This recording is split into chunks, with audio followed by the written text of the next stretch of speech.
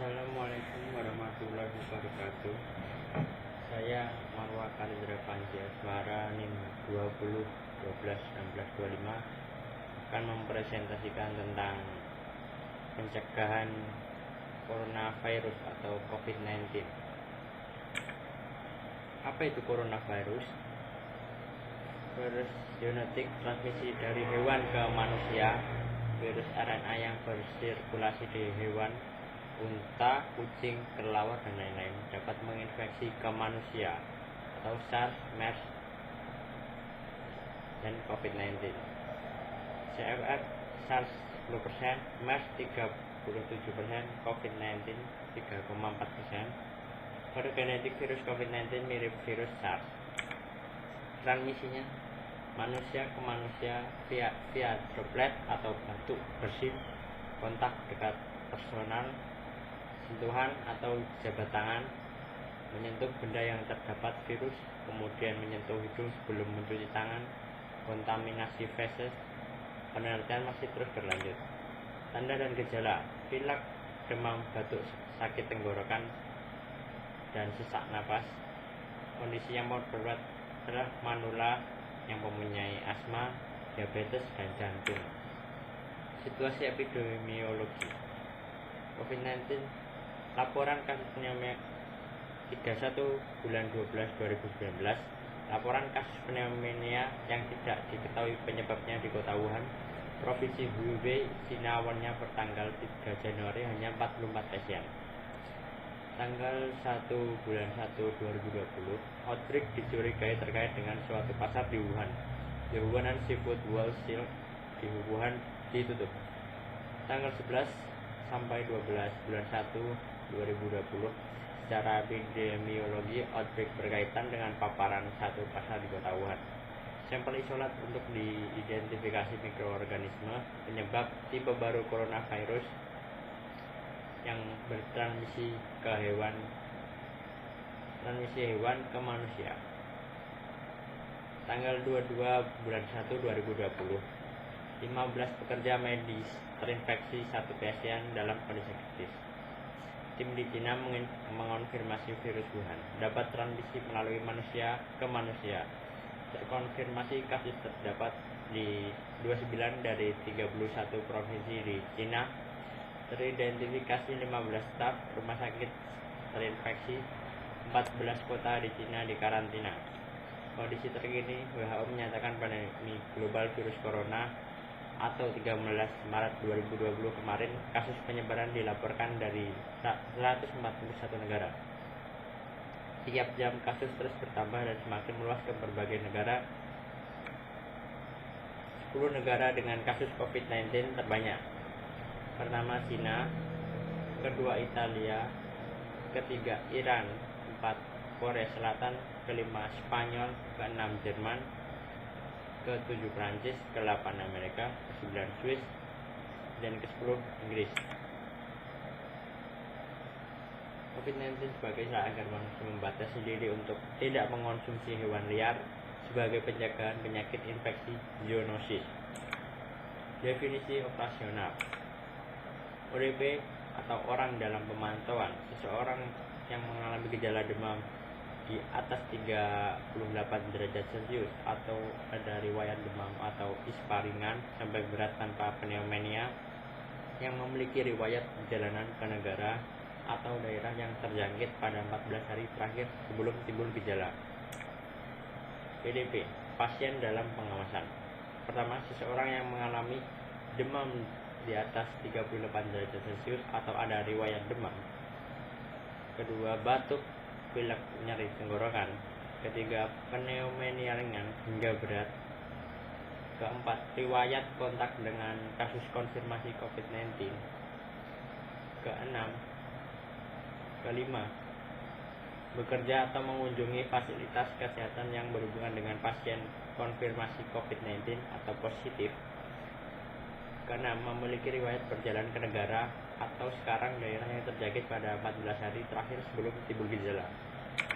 Misalnya, kasus konfirmasi. Seseorang yang terinfeksi COVID-19 dengan hasil pemeriksaan laboratorium positif. orang dalam karantina. Orang yang memiliki riwayat perjalanan ke provinsi Hubei atau termasuk ke Wuhan, Cina dan negara terjangkitannya pada 14 hari terakhir tanpa gejala.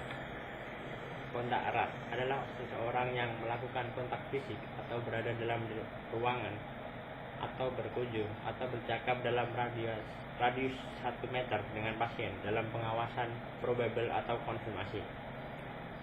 Pertama, kontak erat resiko rendah bila kontak dengan kasus pasien dalam pengawasan. Kedua, kontak erat resiko tinggi bila kontak dengan kasus konfirmasi atau probable. Termasuk kontak erat adalah petugas kesehatan yang memeriksa, merawat, mengantar, dan membersihkan ruangan di tempat perawatan khusus. Orang yang merawat atau menunggu pasien di ruangan. Orang yang tinggal serumah dengan pasien. Tamu yang berada dalam satu ruangan dengan pasien. Kelima, orang yang berpergian dalam satu alat angkut. Keenam, orang yang bekerja sama dengan pasien. Pencegahan dan pengobatan. Pencegahan adalah hindari kontak dekat dengan orang yang sakit, hindari menyentuh mata, hidung, dan mulut Anda, tetap di rumah saat Anda sakit, tutupi batuk atau bersin dengan tisu, lalu buang tisu ke tempat sampah, bersihkan dan disinfeksi benda dan permukaan yang sering disentuh menggunakan semprotan pembersih rumah biasa. Menggunakan masker. Sering-seringlah mencuci tangan dengan sabun dan air selama 20 detik, terutama setelah pergi ke kamar mandi, sebelum makan, dan setelah meniup hidung, batuk, atau bersin dalam air yang mengalir ya. Jika sabun dan air tidak tersedia, gunakan pembersih tangan berbasis alkohol dengan setidaknya 60% alkohol. Selalu cuci tangan dengan sabun dan air jika tangan tampak kotor. Treatment atau pengobatan. Belum ada obat khusus untuk mencegah dan mengobati COVID-19, tapi ada vaksin lah ya. Sekarang ada vaksin di 2021 ini. Beberapa kasus dengan terapi suportif untuk membantu dapat bernapas atau oksigen dengan oksigen gitu.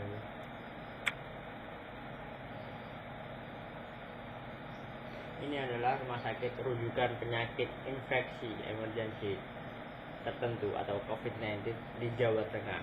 Ada 13 rumah sakit umum daerah.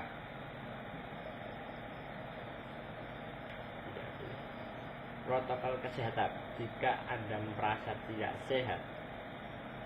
Pertama, jika Anda merasa tidak sehat dengan kriteria demam 38 derajat Celcius atau tinggi lagi dan batuk pilek, istirahatlah yang cukup di rumah dan bila perlu minum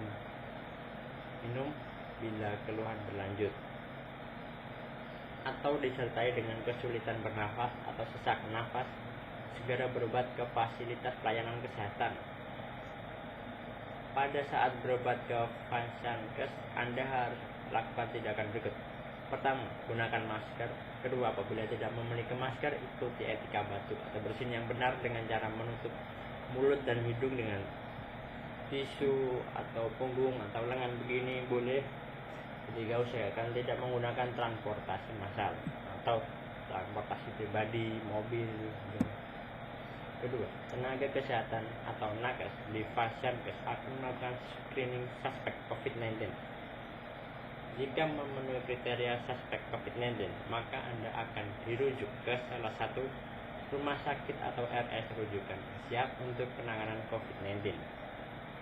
Kedua, jika tidak memenuhi kriteria suspek COVID-19, maka Anda akan dirawat inap atau rawat jalan tergantung diagnosa dan keputusan dokter Vasankes. Ketiga, jika Anda memenuhi kriteria atau suspek COVID-19, akan diantar ke RS rujukan menggunakan ambulan Vasankes didampingi oleh nakes yang menggunakan alat pelindung diri atau APD. Keempat, di RS rujukan akan dilakukan pengambilan spesimen untuk pemeriksaan laboratorium dan dirawat di ruang isolasi. Kelima, spesimen akan dikirim ke Badan Penelitian dan Pengembangan Kesehatan Balitbangkes atau di Jakarta. Tapi sekarang ini sudah ada di daerah masing-masing ya. Hasil pemeriksaan pertama akan keluar dalam 24 jam setelah spesimen diterima. Pertama, jika hasilnya positif, maka Anda akan dinyatakan sebagai penderita COVID-19. Kedua, jika sampel akan diambil setelah hari. Ketiga, Anda akan dikeluarkan dari ruang isolasi jika pemeriksaan sampel 2 kali berturut hasilnya negatif. Jika hasilnya negatif, Anda akan dirawat sesuai dengan penyebab penyakit. Jika Anda sehat, namun ada riwayat perjalanan 14 hari yang lalu ke negara terjangkit COVID-19 seperti Wuhan atau Cina, terus ke Amerika, perjalanan ke Eropa. Kedua, merasa pernah kontak dengan penderita COVID-19.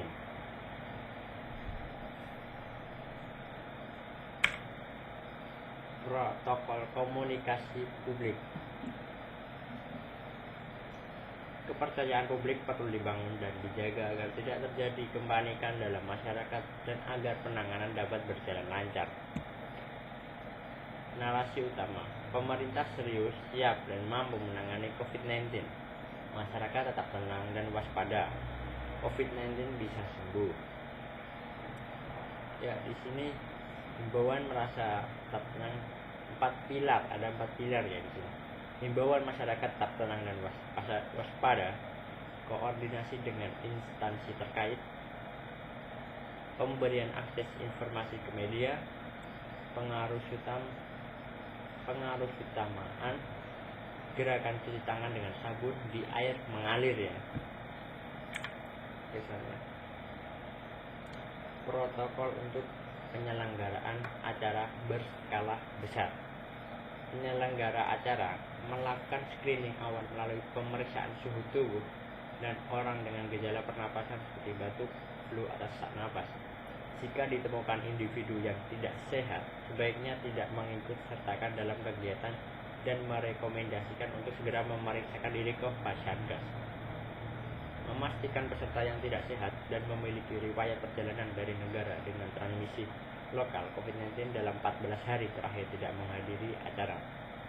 Hal ini dalam diinformasikan melalui pemberitahuan di area pintu masuk dan pendaftaran.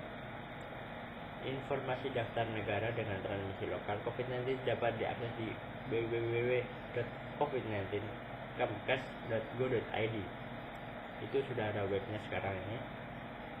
Dan ada berita terkait hoax-nya COVID-19 dan fakta-fakta mengenai COVID-19 dan gejala-gejala COVID-19, penyebab COVID-19. Di situ ada semua. Memastikan lokasi acara memiliki sirkulasi udara yang baik dan memiliki fasilitas memadai untuk mencuci tangan. Memastikan ketersediaan sabun dan air untuk mencuci tangan atau pencuci tangan berbasis alkohol.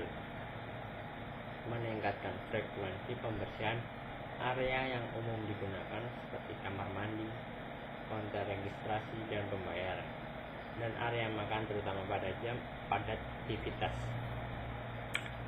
Peserta acara, jika selama acara berlangsung terdapat staf atau peserta yang sakit, maka tidak melanjutkan kegiatan dan segera memeriksakan diri ke Fasyankes. Kedua, peserta yang kembali dari negara dengan transmisi lokal COVID-19 dalam 14 hari terakhir sebaiknya menginformasikan kepada panitia penyelenggara.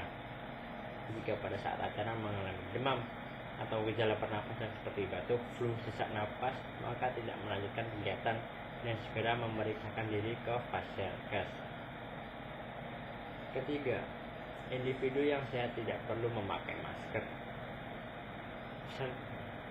Tapi sekarang ini COVID Delta semakin merajalela, kita harus memakai masker ya teman-teman. Keempat, peserta harus menerapkan perilaku hidup bersih dan sehat seperti mencuci tangan secara teratur, menggunakan air dan sabun atau pencuci tangan berbasis alkohol, serta menghindari menyentuh area wajah yang tidak perlu. Hindari berjabat tangan dengan peserta acara lainnya dan pertimbangan untuk mengadopsi alternatif bentuk sapa lainnya. Terima kasih, sekian informasi dari saya dan presentasi dari saya. Bila ada salah kata mohon dimaafkan. Wassalamualaikum warahmatullahi wabarakatuh.